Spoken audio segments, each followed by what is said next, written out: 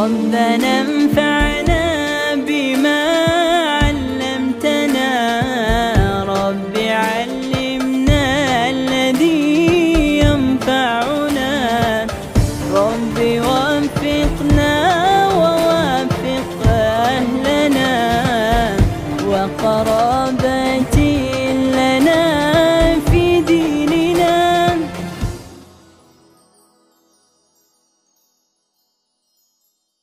Ketika seorang yang jauh banget dari Allah, terus seorang pendosa, terus ia mau bertobat, dan apa yang harus dia lakukan?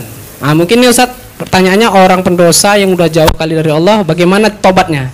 Disambung lagi terus, apakah ketika wafat dia setelah bertobat masih mendapatkan azab dari Allah? Tafadhol Ustaz.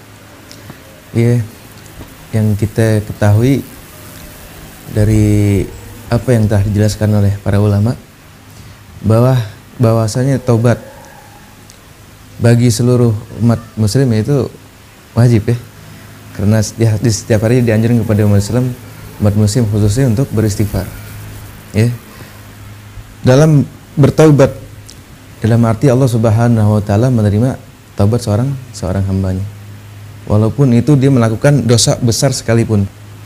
Allah Subhanahu wa taala Maha menerima taubat seorang hambanya. Ini menunjukkan bahwasanya Allah Subhanahu wa taala betapa besarnya rahmatnya Allah Subhanahu wa taala terhadap seorang hambanya.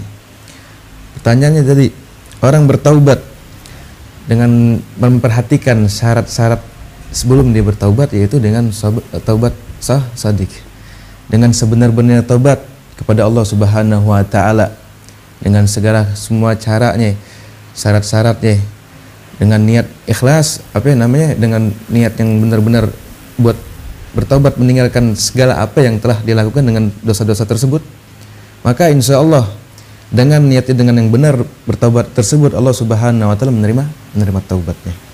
Dengan masalah diazab atau enggaknya, itu hal yang di luar dari jangkauan kita. Yang penting dia udah benar-benar niat shadiq bertaubat kepada Allah Subhanahu wa taala untuk meninggalkan segala hal yang tidak disukai oleh Allah Subhanahu wa taala, meninggalkan larangannya Allah Subhanahu wa taala, maka di situ insyaallah mudah-mudahan Allah Subhanahu wa taala menerima segala niatnya tersebut. Tinggal berhusnuzon kepada Allah. Husnuzon kepada Allah Subhanahu wa taala. Itu penting. Husnuzon kepada Allah Subhanahu wa taala itu penting. Mungkin ada tambahan dari antum Ustaz? Berbicara taubat, kan begitu kan?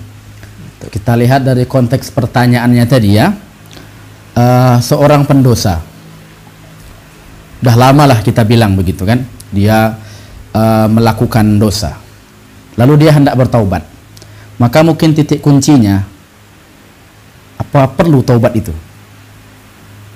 Jelas perlu, karena kita seorang hamba Allah ya, dan kita bukan Tuhan, kita hamba, artinya kita berharap kepada Allah.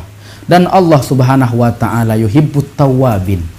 Allah mencintai orang-orang yang bertaubat. Langsung dapat cintanya Allah. Ya, begitulah. Orang-orang yang ya taubat mendapatkan cinta Allah Subhanahu wa taala, dan Allah mencintai orang-orang yang bertaubat.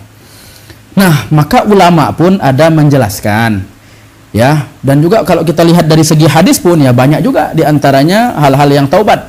Pertanyaannya begini, apakah Allah terima taubatku? Ya jelas Allah terima. Ketika ada seorang hamba dengan banyak sekali dosanya, dia telah lewat dari apa yang diperintahkan Allah dan malah melewati lagi dari hal-hal yang haram ya, lalu dia pekerjakan hal-hal yang haram, sehingga apa? Maka Allah Subhanahu wa taala menunggu kapan engkau kembali. Ya. Bahkan kalau kita lihat dalam beberapa hadis qudsi di mana Allah Subhanahu wa taala jelaskan khususnya bagi orang yang qiyamul lail ya, man min abdi, siapa yang dari hamba-hambaku ingin beristighfar, niscaya aku ampunkan. Artinya Allah Subhanahu wa taala sangat senang dengan orang yang bertaubat, kan begitu. Nah, ulama ada menjelaskan apa saja yang awalnya bagi kita yang hendak hijrah, begitu istilahnya ya. Hendak hijrah apa saja, diantaranya adalah pertama, menyesal dari perbuatan maksiat tersebut. Dan butuh sekali yang namanya penyesalan. Karena kalau orang nggak menyesal, akhirnya diulangi lagi. Tobat sambel namanya. Ya, tobat sambel. Kalau yang zaman istilah ada satu lagu dulu ya dari Ben Walid Tomat ya Pak. Tobat maksiat. Tobat maksiat. Takutnya seperti itu. Kita, ya begitu. Kita contohkan begini. Saya punya dompet, dalamnya ada uang. Lalu saya masukkan dompet tadi di saku. Tiba-tiba nyampe di tempat, uang saya udah nggak ada. Ketika saya buka dompet, ternyata bolong. Kira-kira masih kita pakai apa nggak dompet itu? Jelas enggak? Jelas enggak. Nah, begitu juga. Kenapa? Karena tadi menyesal. Ini pun kalau ada rasa penyesalan di dalam taubat, insya Allah tidak mengulangi. Nah, begitu. Kemudian meninggalkan pekerjaan tersebut.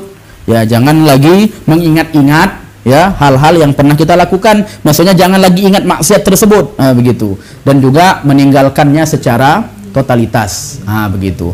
Ulama pun ada menjelaskan apa saja awal mula taubat hendaknya mandi. Mandi taubat. Mandi taubat, dan itu sunnah. Jadi bagi kita yang misal kita bergelimang dosa, kita mulai menapaki jalan, usahakanlah mandi taubat, dan itu sunnah begitu. Nah, cuma yang jadi masalah begini, saya takutnya ceramah ini direkam, mandi taubat. Lalu apa? Yuk, kapan kita main ke pantai? Kenapa mau ke pantai? Mau mandi taubat aku. Kalau mandi di pantai itu bukan dosanya yang hilang, kaunya yang hilang. Gitulah. Hanyut ya. Kaunya yang hilang. Begitu. Jadi mandi taubat sama seperti ya mandi wajib begitu, maksudnya semua badan kena dengan air, kemudian salat sunat taubat, minta kepada Allah kalau bisa pada tengah malam.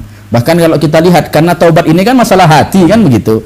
Kita pernah dengar mungkin waktu kecil atau apa, syair Tombuati. Ya kan? Benar, kaping pindo salat wengi lakonono. Gitu kan. Kenapa? Ketika salat malam, maka nanti akan kita rasakan itu kenikmatan. Disitulah kita kepada Allah Subhanahu wa taala. Perlu juga introspeksi diri. Nah, begitu. Begitu juga perlu juga konsultasi kepada ulama. Jangan langsung main tobat. Main tobat nengok ceramah YouTube, udah langsung tobat. Kenapa? Nanti salah jalan.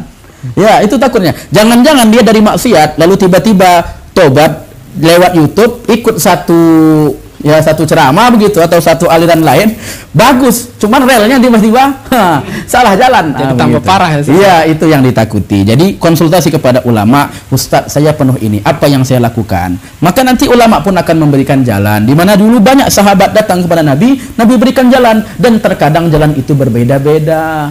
Ada misalkan orang hendak tobat, lalu ditakuti dia jatuh lagi kembali ke maksiat. Ternyata apa titik beratnya? Lingkungannya.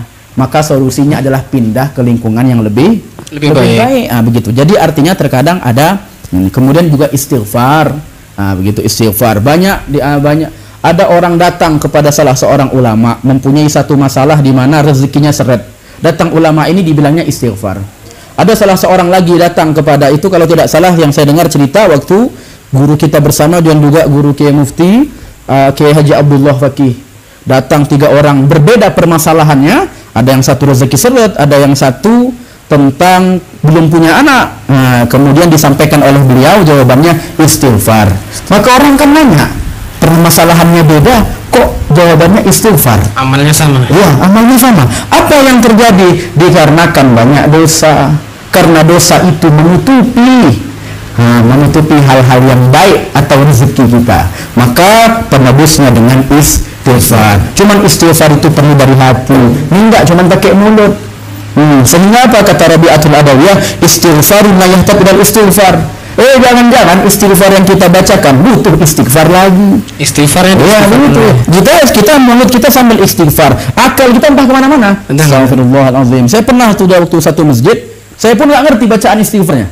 Astagfirullahaladzim. Apa yang mau kita dengar? Apa yang mau kita baca? Artinya apa? Perlu dari hati, perlu penghayatan seperti itu. Adapun kalau masalah dia udah tobat, kemudian udah tobat, kemudian kan nanya, apa dulu masih dikena azab lagi kan begitu. Nah, sama juga yang dijelaskan oleh Ustadz Zami tadi, betul sekali bahwasanya itu dari Allah Subhanahu wa taala. Dan Allah Subhanahu wa taala juga jelaskan dalam Al-Qur'an, illa man taba, kecuali orang-orang yang bertaubat, wa amanah, dan beriman, wa amila solihan, dan beramal soleh. Apa tadi? Tobat, beriman, dan beramal soleh. Yubadilullah, Allah ganti sayyiatihim hasanat. Allah ganti yang jelek-jelek yang dia lakukan, Allah rubah menjadi yang baik. Nah, itulah Oh kalau begitu tenang, oh udah nanti kita besok maksiat lagi kan begitu. Lalu tobat lagi. Oh nggak seperti itu. Buka dalam surat Yasin. Allah jelaskan itu. Apa? Nahnu nuhyil mauta.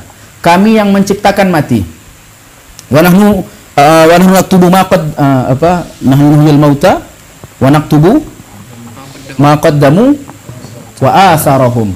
Kami yang menghidupkan orang mati. Itu kata Allah Subhanahu wa taala. Dan kami tulis apa yang telah terjadi padanya dari dosa-dosa maupun amal, semua itu Allah. Wa asarahum, bekasnya pun Allah tulis. Bekasnya. Artinya dia pun taubat, bekas itu Allah tulis. Hanya saja jangan-jangan bekas ini besok dipakai apa enggak. Maka disitulah penyesalan diri. Nah, kemudian juga muncul pertanyaan banyak juga dari pemuda-pemuda lainnya, Ustadz, aku udah tobat, tapi nanti kadang masih mau lagi. Cemana ini?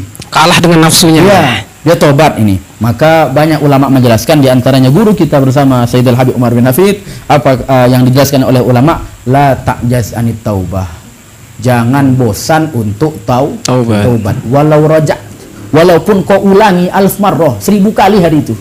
Tapi jangan lupa dan selalu bertaubat. Kenapa? Dengan selalu bertaubat, maka Allah Subhanahu wa taala, Allah lihat itu. Maka dengan kita menyesali perbuatan kita, walaupun boleh jadi nanti diulangi lagi, Allah akan ambil pada waktu tertentu dari taubat kita. Lalu sehingga apa? Allah ambil kita, Allah bersihkan kita dari maksiat tadi. Maka selalulah untuk bertaubat, khususnya pada pagi hari, pada malam hari. Para sahabat, para ulama sebelum tidur itu mikir, apa yang udah ku perbuat dari pagi sampai sore sampai malam ini. Itu yang juga perlu kita lakukan di kehidupan kita. Begitu. Wallahu a'lam.